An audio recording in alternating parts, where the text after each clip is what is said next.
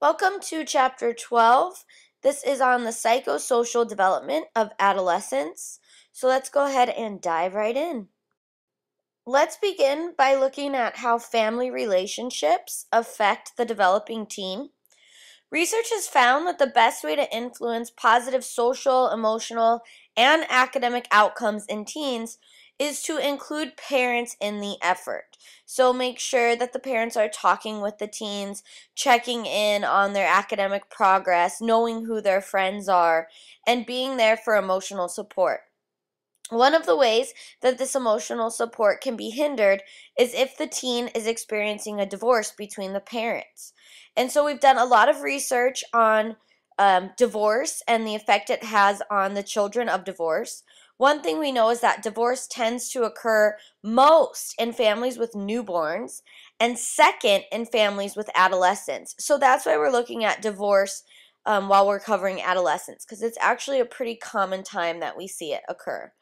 So some of the outcomes that we have seen from divorce situations is that the financial hardship of the divorce itself tends to affect teenagers because they are often very concerned with their clothes, with their shoes, with their image, and divorce is very expensive, and so the parents might have to cut back on some of those luxuries that the teens have become used to.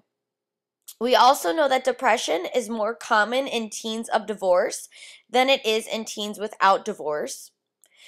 It's actually not uncommon for divorced parents to talk bad about each other to the teen. So when the teen is with mom, mom's talking bad about dad. And when the teen's with dad, dad's talking bad about mom. This is actually not appropriate at all because remember that the child is a product of both parents. And so when you're talking bad about the other parent, you're actually indirectly talking bad about that teenager. At least that's how the teenager feels because they're a part of mom and you're talking bad about mom. So in a way, you're talking bad about them, is the feeling that we see a lot of teens have and children have in general when the parents are talking bad about the other. Okay, we also know that it is important to keep discipline consistent between the households. Even if the parent feels guilty about divorce and maybe wants to give the child more leeway, and even if the parents are not getting along with each other, it's important that they somehow manage to have the rules for the child remain the same in both households. So curfew's the same, they have the same policies on social networking, for example, and then they're consistent in monitoring this behavior and keeping a nice structure. We also know that it's common for teens of divorced families to disengage from the family.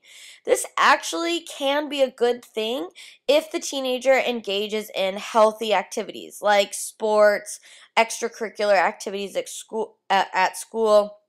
However, it's a problem when the teens turn to substance abuse, gangs, and illegal activities as they're trying to separate from the family. And research shows that teens without fathers are more likely to have sex earlier. In fact, in one correlational study, we found that the earlier fathers leave, the earlier girls will have sex. One study found that teens from divorced families do better in general than teens in a feuding family. So this suggests that maybe it's healthier for teenagers to be in a peaceful home, even if that means that their parents are divorced, than it would be to be in a home where the parents are constantly fighting. However, there was another study that found that teens said that they were very unhappy when their parents got divorced and that they would actually prefer parents to sleep in separate beds and just like not really talk to each other, but keep the house together. So while that's what teens think they would like, research actually shows that they tend to do better when the family is divorced if there's a lot of fighting going on. Let's take a look at a video that might be a helpful resource for parents that are getting divorced, maybe to show their kids or their teens. It deals with the issues that the children and teenagers often struggle with throughout a divorce. Wouldn't it be nice if, just like in fairy tales when people got married, they lived happily ever after? It would be, but you and I have to live in the real world. In the real world, things don't always work out exactly as we planned. In the real world, when people get married, sometimes they don't live happily ever after. Sometimes, if things are really bad, mums and dads decide they might live happier ever after if they lived apart. For parents, this can be a difficult and challenging experience, but they're not the only ones affected. Spare a thought for the people who are caught in the crossfire, trapped slap bang in the middle, or what you might call the teen-betweeners. If you don't know what a teen-betweener is, this short video might help you find out.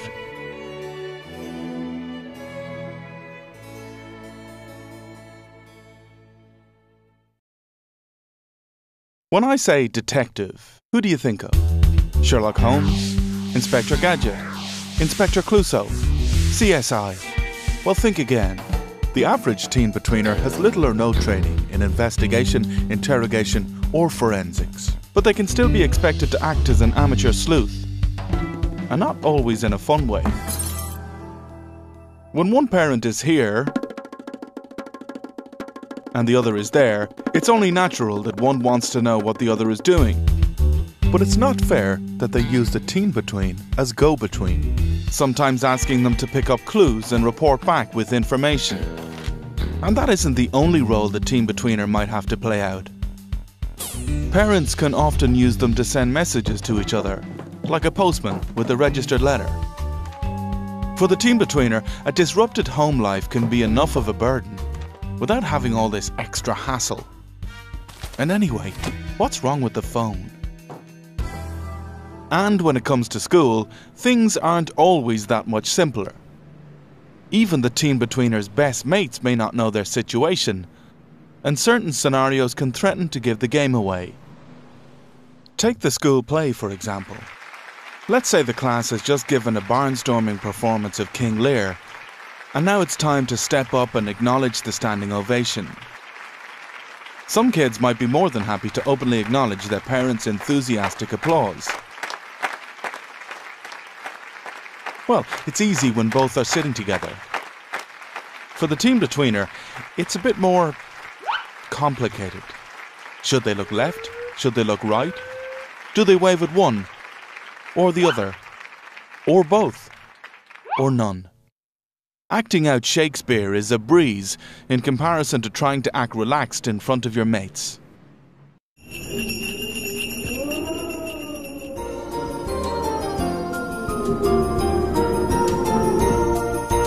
Everybody loves Christmas, when we all gather together for the biggest feast of the year. Roast potatoes, Brussels sprouts, cranberry sauce, a mountain of veg, plum pudding, brandy butter, and of course, the traditional Christmas turkey. I'm pretty sure most teen-betweeners love Christmas, even though it's not exactly the way it used to be. Well, they say new situations bring new challenges. Anyway, it can't be that difficult to carve a turkey, can it? And Christmas can be a presents bonanza for the teen-between, whereas before they used to get one present from mum and dad, now they might get two.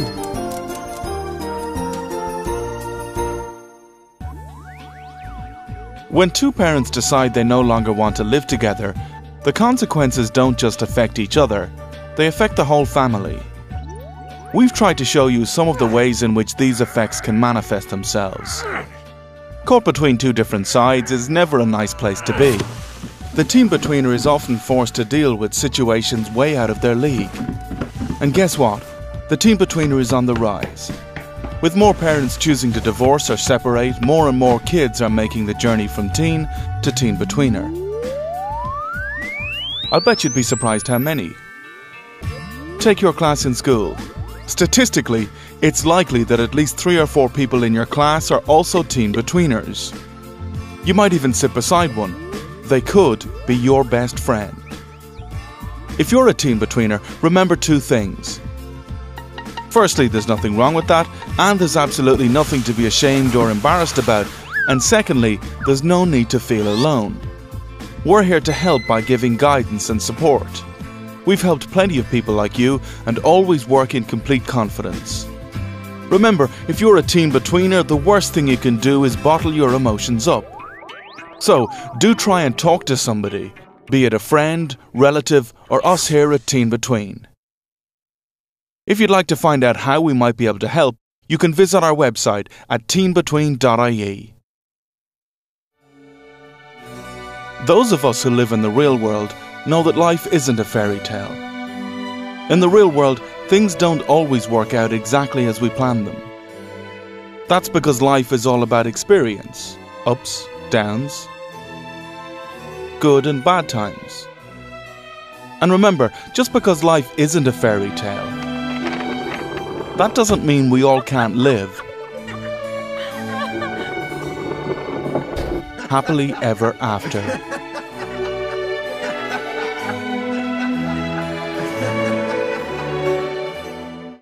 Continuing our discussion on family relations, let's review briefly the parenting styles. So we remember the first was authoritative, and this is when the parents set rules and explain why they exist and why they're beneficial for the offspring. We see that the outcomes of this type of parenting style tend to be the most positive. The next type of parenting style is authoritarian, and this is the parent that says, because I said so. There's rules, they're strict, and they don't really have much of a discussion between their selves and their children with why the rules are what they are. The next type of parenting style is permissive, and this is where there really is no rules whatsoever, and the parent just kind of maybe spoils or gives in to the child's every need and lets the child rule the roost, so to speak. And then the last type of parenting style is uninvolved, sometimes called neglectful. And this is when the parent is pretty much non-existent in their child's life. They really don't know what's going on with their child. They don't have any rules for their child. They're not involved at all. Depending on the degree of this parenting style, it can be considered abusive. So the research on those parenting styles happened a long time ago. Some more current research on parenting styles has introduced a fifth type. And the fifth type of parenting style is called nurturing. It's often sometimes referred to as positive parenting. But the nurturing parent uses indirect methods of parenting and really models their behavior to influence their child's behavior. So they act in the way they want their child to act. They're very interested in their child's behavior. They're very much involved, emotionally supportive, communicative with the children, but they don't make very many rules or punish. Now, there is structure, and there are some rules, but they're not very strict, and they almost never use punishment unless it's necessary in a life-saving situation. If the child was about to do something really wrong, then the parent would step in. And so if the child or the teenager was getting involved in some drugs or criminal activity that was life-threatening or legally problematic, then we would see the parents step in. But generally, the idea behind the nurturing parent is that disappointment from the parents is enough to motivate good behavior in the teen. And as a matter of fact, research actually supports this. We studied 56 families that had a very creative teenager, and we found that parents were this style. They were the nurturing parents. And we also find that through research that the teens that grow up in this type of environment tend to not get involved in criminal activity. They're less likely to get involved in drugs. And they tend to make better decisions academically as well and socially. And so it's thought that this style works because the parents act as a coach. They let the teen make mistakes. They let the teen make decisions. And they're there to help them along the way and prevent them from really getting themselves in trouble. But they understand that growing up, life, maturing, is a process. And it's a learning curve. And so we have to have some failures and make some mistakes to grow and learn as people. And the parents are really there to guide the teenager and just keep them out of a lot of trouble, but understand that mistakes are likely to occur. Okay, let's watch a video that goes more into depth on how to do this type of parenting and the beneficial outcomes of it. Well, there is ample research that shows that spanking is not only ineffective, I mean, in fact, it can increase disobedience and aggression in children, but it's potentially harmful, and certainly it hurts. But what about screaming? A new study looked at yelling and other forms of verbal aggression and concluded that raising your voice isn't much better than raising that hand, either in a threat or actually following through. So I really was very pleased to be able to welcome to the show someone who knows a lot about better ways of disciplining your kids. Amy McCready is the founder of Positive Parenting Solutions. Amy, thank you so much for being here. Thank you for having me. So we've all been there. You have had a really bad day, really long day. You get home, the kids are driving you insane. You ask them once, you ask them twice, and then finally you just raise your voice thinking, okay, maybe they didn't hear you the first time or the second time. But and certainly I think a lot of parents are very stressed out these days. But what do you think is the number one reason that we resort to screaming and yelling? Society at large recognizes that spanking is not a good idea. As you said, it's harmful and it's not effective. But in the absence of other strategies that really work, parents are really at a loss. And so then they resort to this pattern of repeating and reminding and repeating and reminding and then exploding. They feel guilty afterwards, and the whole process starts all over again. Right, and I think that one of the things I often say to parents is that if you've said the same thing 50 times, louder and louder and louder, maybe you're not maybe they're not the slow learner. I mean, your kids are clearly telling you that whatever it is you're doing isn't effective. What are some of the things you counsel parents to try? One of the ways is to do what we call mind, body, and soul time, and that is spending time with our kids one-on-one on a daily basis when we're totally present with them in mind, body, and soul. And it's amazing, just spending 10 minutes, 1 or 2 times a day with your child, filling their attention basket in positive ways makes a world of difference in their behavior. You'll very quickly see that the attention-seeking behaviors like whining and clinging and helplessness really start to fall off the radar screen. Right. And then how about the power component? What do you recommend? Well, we have to intentionally give kids power. From our kids' perspective, they think we have all the power and we make all the decisions. So the second strategy we recommend is to give power by giving choices. And that's really thinking about your routine throughout the day and find opportunities to give your kids choices, because every time they make a choice, they're making an important decision. And decision making equals power. When we're giving them positive power by letting them have some control over their lives, it gives them a huge boost of positive power. Yeah, the only tweak I would put on that is I think you also have to watch that when kids have too much power, you do see parents where, the kid is, do you want this or do you want this? And they get the decision-making capability for everything, and that can actually create a certain amount of anxiety. So I think understanding what your child needs in terms of that power is very important. But I really love this notion of thinking about your child's day as an opportunity to, again, foster that sense that I have some control. And then you also talk about fostering capability in terms of chores, in terms of just, helping them boost their skills. What kinds of things are you talking about? Well, that can be done in so many ways. I think we have to really intentionally look at our kids and think about what things could we train them to do to be more capable and independent and self-sufficient. And sometimes those are things that they can do to contribute to the family in the way of different family tasks. For a toddler, it could be setting the table or watering the plants or feeding the pet. For a teenager, it might be meal preparation. But we don't often think about our role as a parent is to train our kids to be independent and self-sufficient and responsible.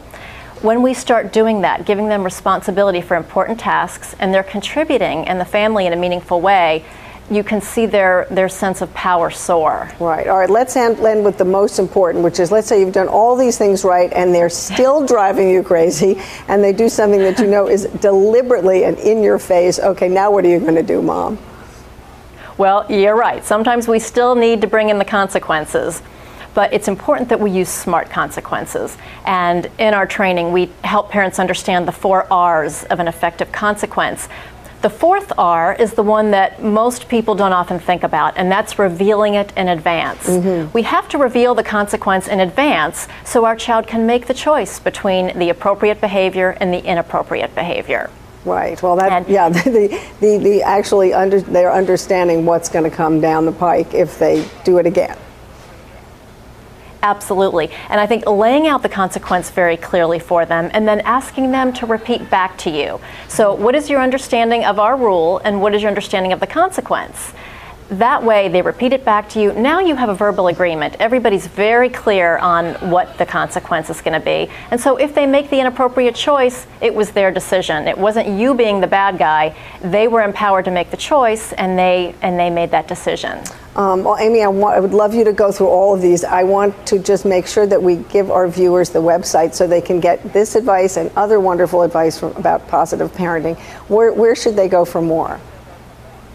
Well, they can go to positiveparentingsolutions.com, and there are a lot of free training opportunities so parents can start to learn these skills, so they have some new tools in their toolbox. So perhaps they won't be as quick to want to yell or even spank. Great. Well, thank you so much, Amy, for joining us. That was great advice, and we would love to have you back sometime to talk more about discipline and other challenges we all have. So thanks so much. Thanks, Annie. I love that too. I appreciate it.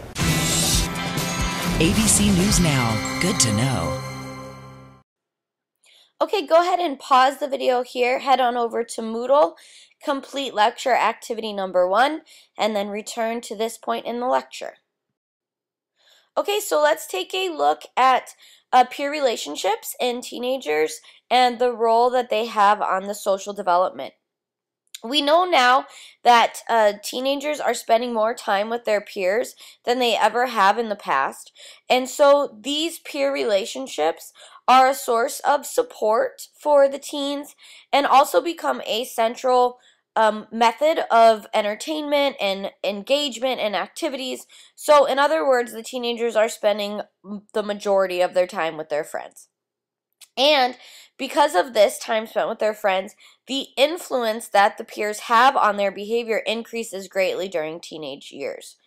When we are teenagers, we have to remember that we're going through a lot of biological changes in our brain and our hormones, and so there's a lot of emotional issues that teenagers are dealing with. And one study looked at the way that they handle these emotional issues and broke it down into 2 categories. So one of the ways to handle their emotions is with externalization, which includes things like smoking, shoplifting, drinking. You can think of this as kind of an outward expression of whatever emotional turmoil they're feeling. And another possible category is internalizing or internalization. And this is if a teenager is having a difficult time managing their emotions, we might find them kind of internalize those emotions, keep them to themselves, not talk to anyone about them, and this could lead to things like depression and anxiety. Not all teenagers have externalization or internalization, but it's something that we've observed occur pretty frequently. What we do know is that deviant peers tend to increase externalization in a teenager. So if a teenager is hanging around with other teens that are breaking the law or not doing well in school, then they are more likely to get involved in things like smoking, shoplifting, and drinking. But good news for parents is that research has also found setting limits of like curfews or how long you're allowed to hang out with your friends and having consistent discipline, not punishment, but schedules, structure. You need to be home by this time because you have to go to baseball practice at this time, or dinner's every day at 6 and you need to be home at 6 for dinner, was found to decrease externalization. Unfortunately, research hasn't really found any method of parenting that is successful in reducing internalization as of yet. We do know that during the teen years, teens withdraw from spending time with parents, like we've discussed, and increase time with peers for a number of reasons. One of the reasons why is because they want to start hanging out with the opposite sex. It's often thought that teenagers just want to engage in sexual activity when they're hanging out with the opposite sex. But actually, the majority of the time that they're hanging out with the opposite sex, they're exploring kind of this opposite gender and the relationship that they can have with them, or if they're homosexual, exploring a romantic relationship with someone of the same sex. And this is really introducing them to a new style of relationships, intimate, romantic, and perhaps sexual in nature. But generally, what we see in these teen relationships that are more romantic or with the opposite sex, if they're heterosexual, is that they are not engaging in sexual activities the majority of the time, but they're getting to know each other. And these relationships can actually be a very healthful and beneficial form of developing social skills. And these early relationships that they have can often be predictive of how their future relationships will go if they learn from their mistakes in their teenage years, and have experiences with a romantic partner that are emotional. It does shape their further emotional relationships. So there's some learning that can occur in these relationships other than just sex.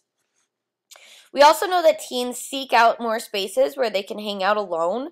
They like to be alone and isolated from their parents, perhaps to kind of work on that identity that Erickson talks about, figuring out who they are, what they stand for, things like that. We also know that they start becoming aware of the subculture of adolescent world, of the adolescent world. So teens act different than kids, and they're exposed to different things. Some of the things that we might see in this quote-unquote teen subculture are things like social networking, parties, talking on the phone, texting. These are different activities than we usually see in younger children. One study found that when teen girls talk on the phone, 46 to 60% of the conversation is about peer relationships, and 10 to 20% of their conversations are about family problems. We are going to talk more about the importance of developing an identity during these teen years, but it is important for the teens to do this, and one of the ways they kind of figure out who they are as people is to identify with a crowd, and we see this as a common thing that teens do. And so interestingly, studies have found that there are certain crowds that we see, particularly in high schools, that have existed across time and culture. So for example, in the 50s in America, there were still the stoners, the jocks, the cheerleaders, the drama queens, the band people, and so those groups still exist today. And this is a big part of teen subculture and figuring out who we are. We kind of start to identify with different crowds. We also know through research that within crowds are certain cliques. And so we know that teens will gravitate towards an even smaller group of people within the crowd that they identify with, and then develop more intimate, bonding, connectedness type of relationships with the cliques inside of the crowd. Like we previously mentioned, groups are a necessary part of adolescence, and they assist in the adolescent's development in a variety of ways. The first of which is they help to control aggressive impulses. Observing how our peers deal with conflict can demonstrate assertiveness to us instead of, say, bullying. So we can learn some good practices to dealing with our aggressive urges. Also, we can learn some bad practices. Another one is the peer group allows us to have emotional and social support. And this emotional and social support actually helps teens to become more independent.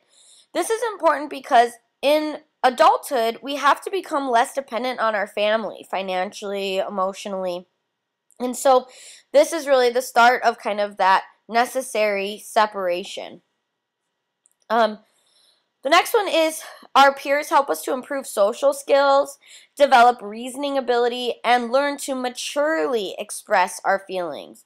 So our teen relationships are a great practice for expressing our feelings of love and caring, as well as anger and negative feelings. These relationships help us to develop our attitudes towards sexuality, towards gender role behavior.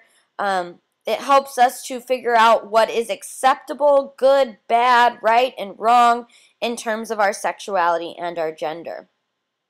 These teen relationships also help to strengthen our moral judgment and our values. See, our parents tell us what's right and wrong, But it's really when we get around our peers that we can evaluate what they're doing and then kind of compare it to what we've been taught and figure out what our own morals are. And this is very necessary for us to develop our own identity. And the final way that peers help us to develop is that they can improve our self-esteem. Being liked by people, being called, being asked to hang out helps teens to feel very good about themselves. Now, obviously, as we've listened to these different areas of the ways that peer relationships can help us to develop, it's apparent that this isn't true for everyone. Not everyone gets called and asked to hang out. And so, in a sense, maybe these teen relationships might decrease self-esteem.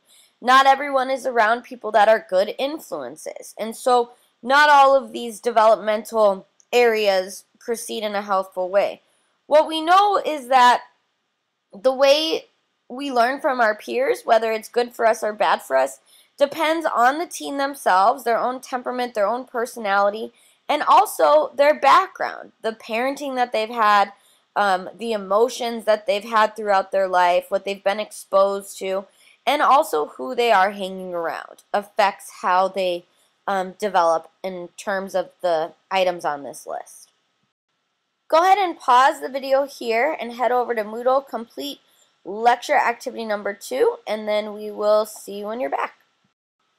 So like we said, teens are hanging out with peers that they can engage in romantic relationships with, and sometimes this does lead to sexual behavior.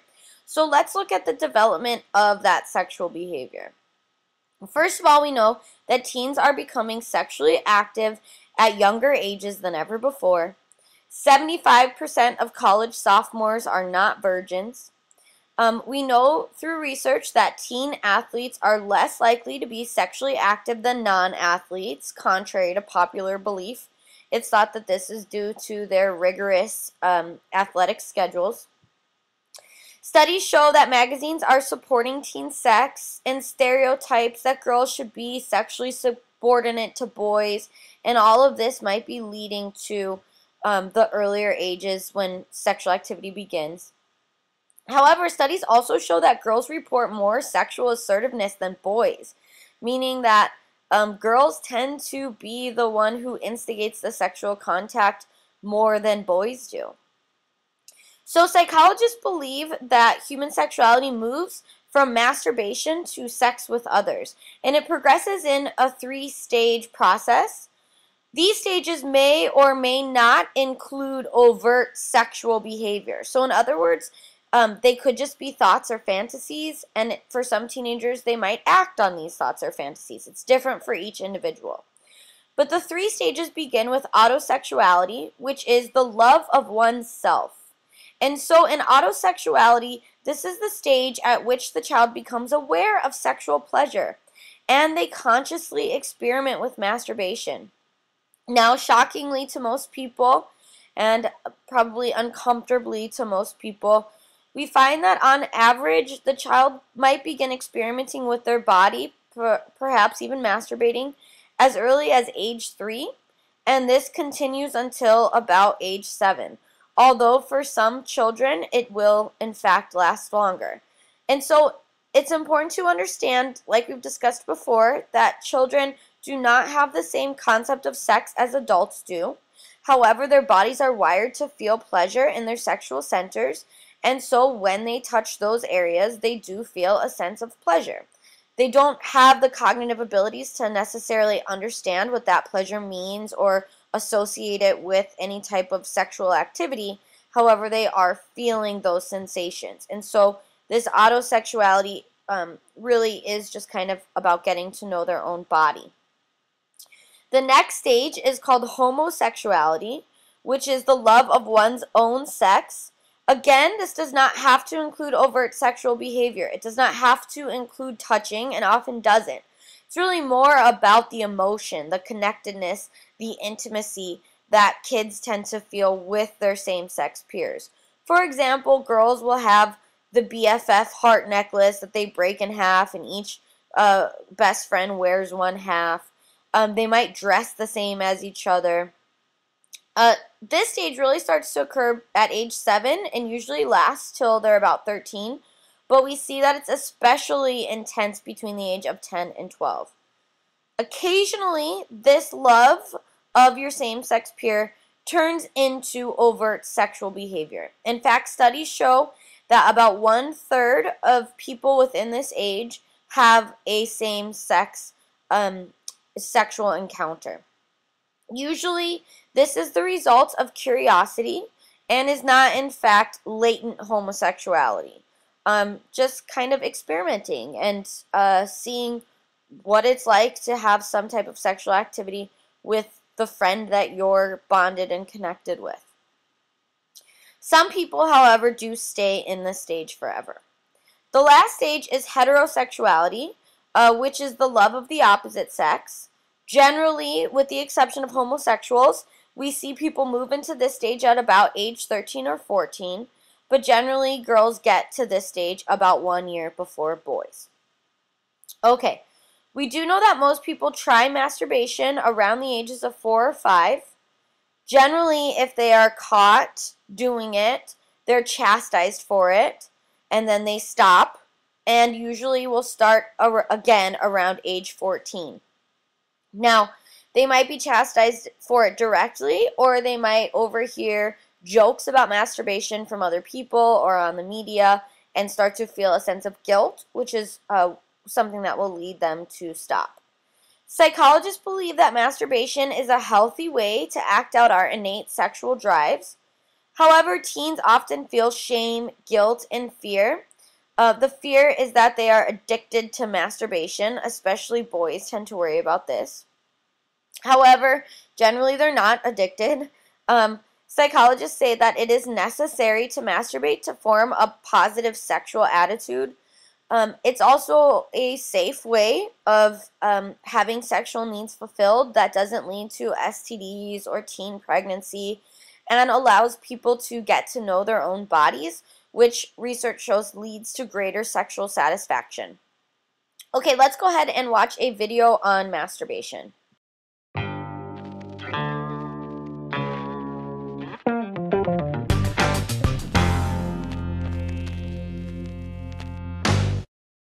Can Alex answer 20 questions about masturbation in 60 seconds? Let's find out. Is masturbation bad? Can girls masturbate? Will it make my period late? Will it make me unable to get an erection? Will masturbating damage my genitals? Is masturbating dirty? Will it give me acne? Make me go blind? Make hair grow on my palms? Is it okay to masturbate if I'm in a relationship? Will masturbating make me unable to have sex? Will it make my penis bigger? Can masturbating help me understand how to have an orgasm? What if I masturbate and I don't have an orgasm? Do I masturbate too much? Is more than once a day too much? Am I masturbating too much if I've skipped school, haven't seen my friends, called in sick to work, have lost interest in Glee, all so that I can stay home and masturbate? Do some religions, cultures, and families encourage people not to masturbate? Is it okay if I don't masturbate? Do most people masturbate?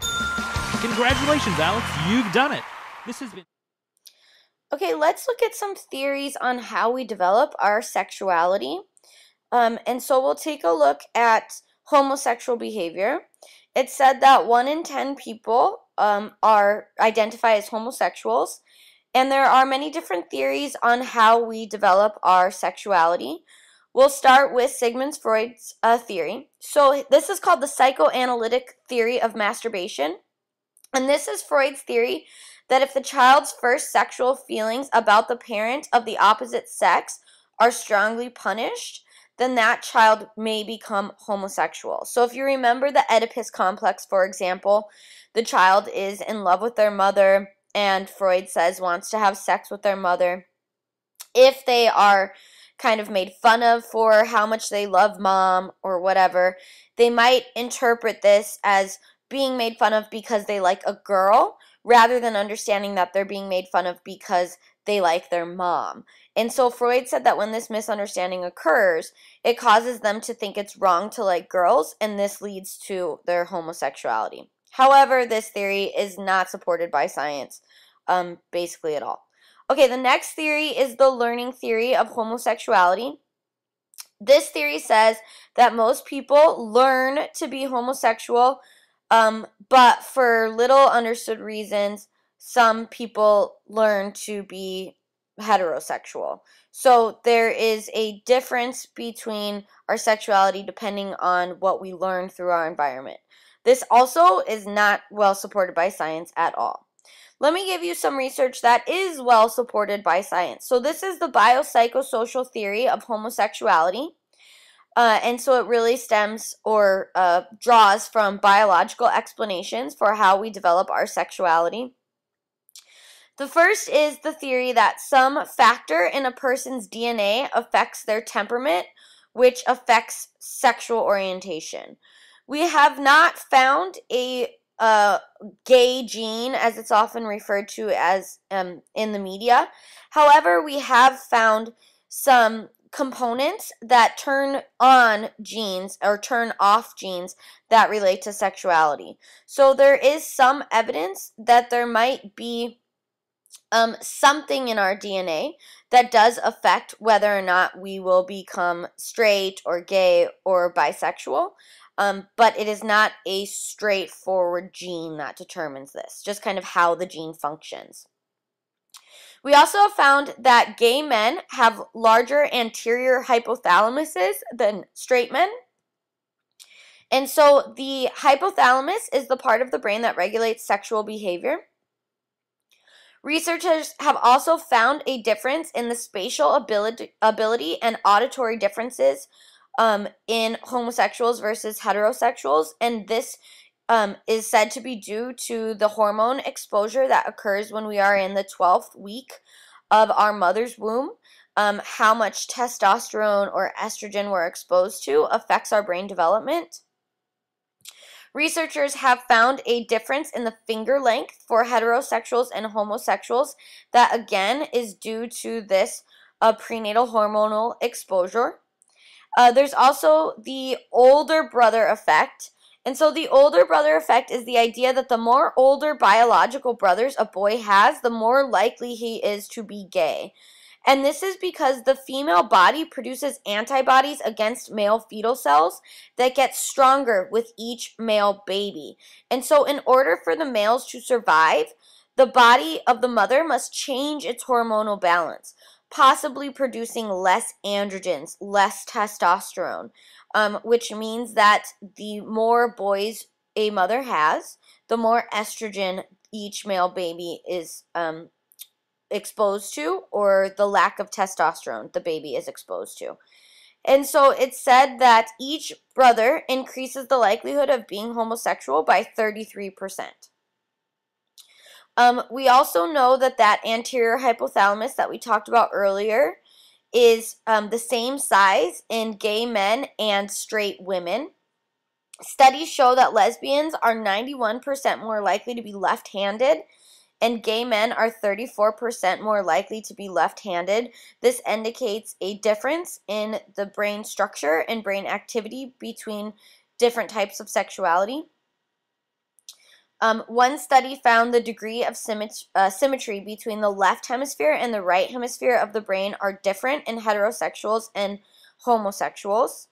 Another study found that gay men and straight women's brains are similar, and lesbians have similar brains to straight men, as you can see in this picture here. Okay, so we also know that the mental health of homosexual teens depends on parental acceptance. Homosexual teens that do not feel accepted by their parents tend to not be as well adjusted emotionally, psychologically, behaviorally. Okay, let's go ahead and watch a clip of Dr. Phil talking to LGBT teens and getting kind of a feel for their experiences, what it's like to be a gay or transgendered teen. Okay, I am back with Mark and Delicato, and we have a group of teens here. These teens are gay and lesbian teens. They're out about it. They talk about it. And they also talk about what has happened along this journey, what their life has been like. Isaiah is here, James is here, Sarah is here, Claudia, Nicholas, and Jake. Also with us, we have Charles Robbins from the Trevor Project. We have Perry Aftab, and we have Lonnie Coombs, who is our legal correspondent, and Nina is here, a friend of Tyler Clemente. So we're just going to kind of continue this conversation. James, let's start with you. What do you want to say? Well, I just think, I remember you mentioning something about, the humiliation in school and Tyler Clemente. And I remember one instance when I was on the school bus going to school one day, and we were talking about the upcoming prom.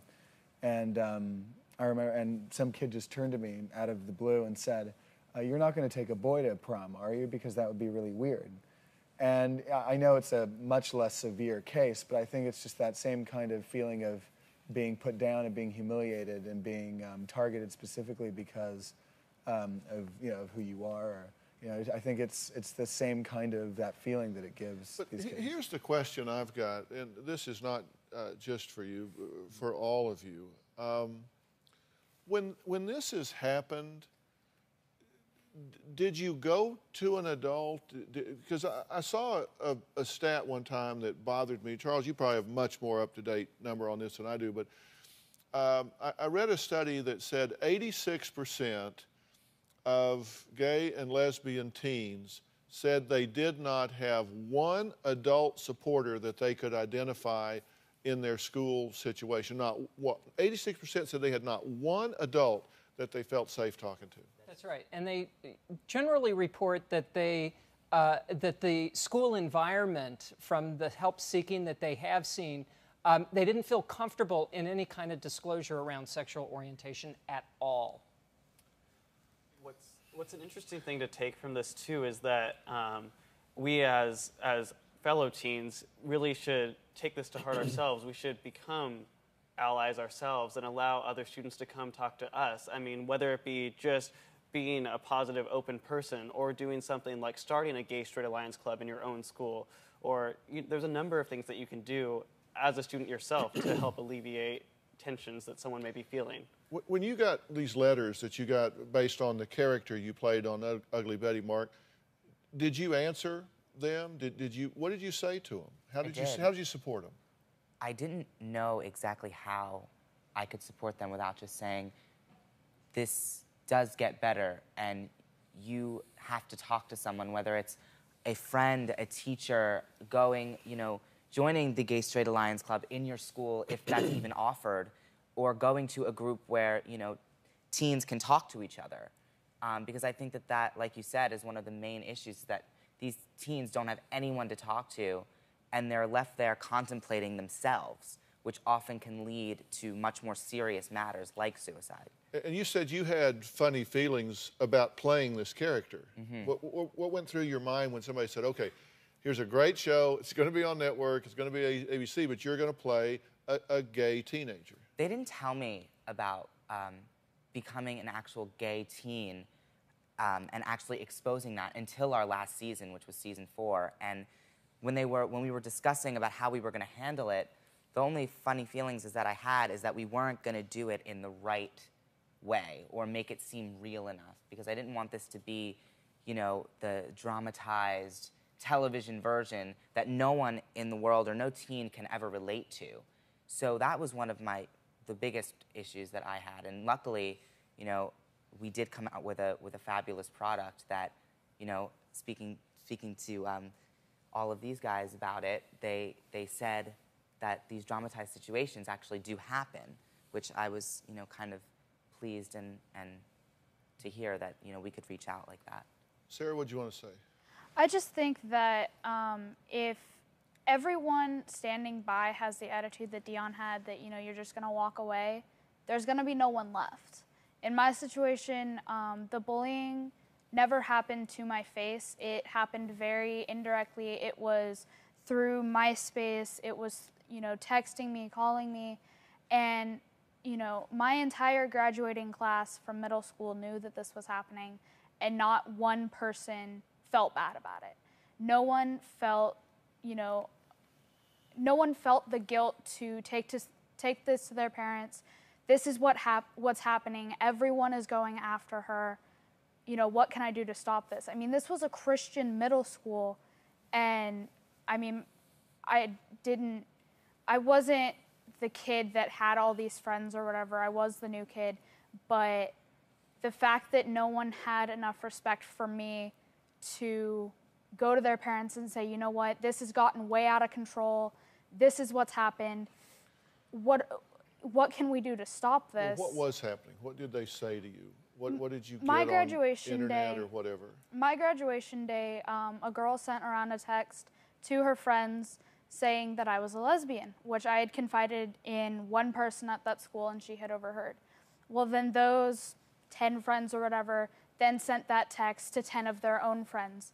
And as you can see, it spiraled, and I showed up on my graduation day and every single person had read this, and every single person, either gave me dirty looks or, made comments about, I was a dyke or I was a freak. And they ruined my graduation day. I sat in fear because I was pretty sure that if a teacher or an administrator found out, I wouldn't be allowed to walk at my graduation because it was a Christian school. And then from graduation day, it turned to harassing messages and comments on my MySpace profile. I finally had to delete it because,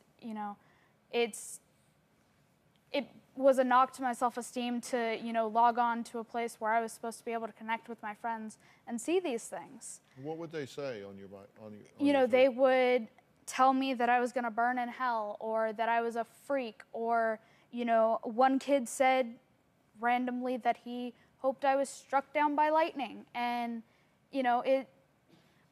it was middle school, and, part of me looks back and, maybe I could have brushed some of it off, but I went into high school not being able to trust anyone.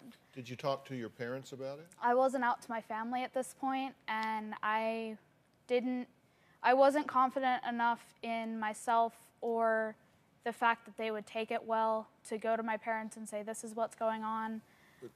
But see, Perry Charles, this is what scares me as the perfect storm. Because here you have someone that's been outed in the school, you're not out to your parents, you're getting bombarded, you're getting in fear. This, to me, is the perfect storm. It's the perfect storm not only because of technology, but also youth are identifying with being lesbian, gay, bisexual much earlier in life. And so you actually have more of a complex problem. Well, on the technology here, it made it so easy for people to attack her. And the fear that that could leak back to her parents when she wasn't outed there, or to the administration that wouldn't let her walk on graduation. It's that fear of what happens next. That's what happens. One thing turns into hundreds of thousands. Yeah, that's just, Claudia? And jumping on what Sarah said, I really don't think that we should be fighting hate with hate, because you hear out there, that's so gay, faggot, whatever. And in Sarah's case, she was being constantly called names like lesbian, dyke, right? And I mean, people out there are saying, damn straight, and then that's just, not appropriate, because we're also targeting them as LGBTQ teens. Or even if you are straight, I mean, that's just, we shouldn't be targeting any sexuality at all. And especially, I was sort of in Sarah's situation. I was being called a lot of names and physically harassed. And one day, this boy who really wasn't nice to me at all was kind of in a rough situation, and I kind of talked to a teacher for him. And all of a sudden, he was just a lot nicer. I could have sat there. I could have said, hey, well, you've been so mean to me. I don't think that you deserve help. And I could have, not given it to him. But because I did, things really took a turn for the better. The thing that gets me is we've got kids that feel they have nowhere to go, so they're emailing you, who's playing a character on a television show. Not even a real person, but they're reaching out to you in that role, presumably instead of their parents. I mean, it certainly sounds like it. Lonnie, is there some middle room here without taking away people's First Amendment rights to say what they want, but yet hold them accountable if they're terrorizing someone. Okay, so most people view first intercourse as the key moment in sexual development. In terms of heterosexual behavior, 22% of girls who had sex before 15 actually said that their first coitus was not voluntary and occurred with a male over the age of 18. Another study looked at 1,400 sixth graders and found that 35% of them had already had sex. So we know that risk factors like substance abuse, going to raves, and criminal delinquency, as well as skipping school, are correlated with first coitus. A significant amount of sexual exploration usually does occur before the first time the teenager has sex, though. This might include touching, heavy petting, dry humping, things of this nature. Having sex too early does come with a number of adverse outcomes, study shows. For example, increased chance for pregnancy, obviously, increased chance for STDs. But then maybe what's less expected is also we see that when teens have sex too early, it often leads to low self-esteem, especially for girls, and social ridicule, especially for girls. In terms of the teen mom or the teenage parent, fathers included, each year we know that 1 million teens become pregnant in the United States alone. Half of those pregnancies result in birth, 1/3 of those pregnancies result in abortion, and 1/6 of those pregnancies result in miscarriage. There are several factors that put teens at greater risk for pregnancy. Some of those factors include poverty, unsafe communities, a single-parent household, sexual abuse, teen siblings who are sexually active. All of these factors, generally in combination, tend to lead to a higher rate of teen pregnancy. However, research does show that recently teen pregnancies are on the decline. Some people assume that this is due to things like Plan B or how easily accessible abortions are. But in fact, we're finding that the abortion rate has not increased, while teen pregnancy has in fact decreased. So research actually shows that the reason for this is more due to contraception and education. Okay, let's take a look at some illegal behavior that we sometimes see in teenagers. One of the main and most common types of illegal behavior during adolescence is alcohol use. And research does show that excessive alcohol use in teen years can impair later brain functioning. Specifically, it can damage memories, learning ability, and even language skills. Research shows that teens who begin drinking before the age of 14 are 3 times more likely to hurt themselves than people who start drinking at 21. Ways that they could hurt themselves includes falls, burns, intentional wounds like cutting, and car accidents. About 35% of teens smoke cigarettes. This is more common in male. As friends smoke or see it at school, this number does in fact increase. Okay, let's go ahead and watch a video on how alcohol affects the brain in adolescence. Hi, my name is Monica, and the video you're about to see is a little different than others you've probably viewed, and that's because afterwards we're going to come back and talk to real students just like you who've watched it and see what they think. So let's take a look, and then we'll be back and talk to these guys and see what they say.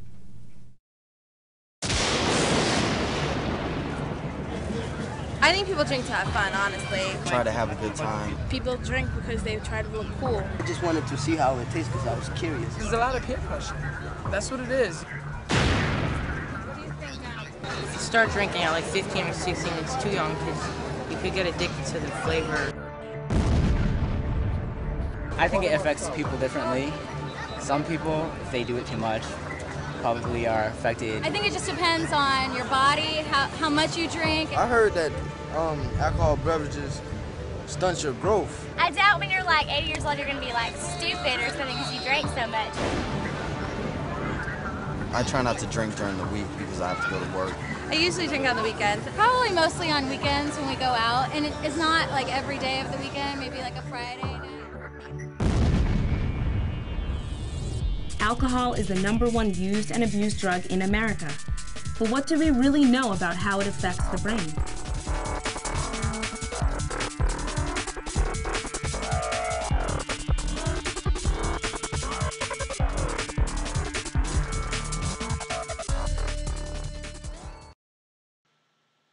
Okay, in terms of criminal behavior, we know that gang violence has in fact increased by 50% over the last 3 years. Some of the reason that teens get involved in gangs is because they offer youth protection, at least in the eyes of the teenager, some recognition, a feeling of belongingness, and it's sort of a rite of passage that marks achievement, status, and acceptance in the teenager's mind. For many, gangs offer a structure that they have never had before in life, that they didn't get from their families, that they didn't get from their parents, particularly if they had neglectful parents or overly permissive parents. Some of the reasons that we see teenagers join gangs is due to peer pressure, family involvement, like they have a sibling or a cousin or someone in their family is also in a gang. If they are in financial hardship, gangs can offer ways to make money, like selling drugs. And if the teen is involved in substance abuse, they are more likely to get involved in gangs. However, this can lead to their own deaths or being involved in illegal activities can land them in prison or court or things like that. Okay, that concludes Chapter 12. Head on over to Moodle to complete Lecture Activity 3. And then don't forget to do the journal and the forum assignment as well. And we will see you for Chapter 13. Have a good week.